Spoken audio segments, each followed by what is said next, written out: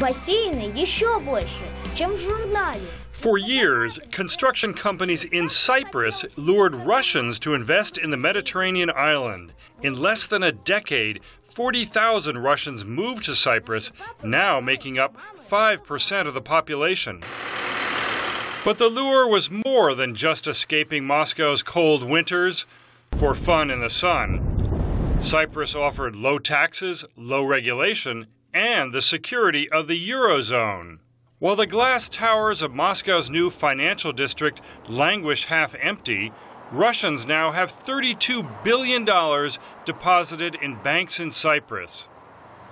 Tiny Cyprus is now the largest foreign investor in Russia, a nation with an economy 75 times as big. Mark Galeotti tracks Russian money movements.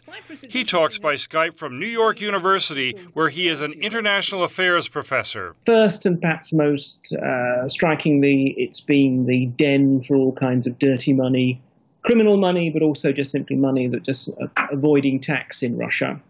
Secondly, it's been a turntable for a lot of Russian oligarchs. For Russia's ultra-rich, Cyprus was key to minimizing taxes. The view of Cyprus as a sunny place for shady people was captured last week in this cartoon in the International Herald Tribune. It focuses on money laundering or legalizing illegal money. But Galeotti says that Cyprus also emerged as a safe banking haven for Russia's new middle class. There was a sense that Cyprus gave you security as well as a suntan.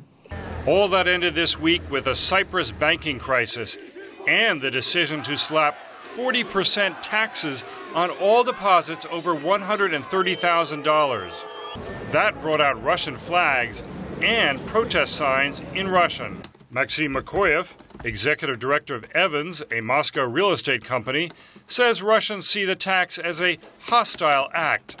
People take it very personally, and it's sort of a trust issue that is completely gone because they've pretty much confiscated 40% of the deposit. He says that Russians believe that currency controls could last for years and that the oligarchs are fighting to get their money out now. The almost hourly flights to Cyprus were full of Russian businessmen flying over to Cyprus to try to, do it the Russian way, use their connections, use their whatever they can to try to be different from everybody else, try to get their money out. Makeyev predicts that values for Cyprus vacation homes could drop by 50% as Russian buyers stay away. Cyprus has completely lost any trust from any investor or any sort of person who's looking to park their money anywhere. Cyprus may remain a safe haven for Russian tourists, but not for Russian investors. James Brooke, VOA News, Moscow.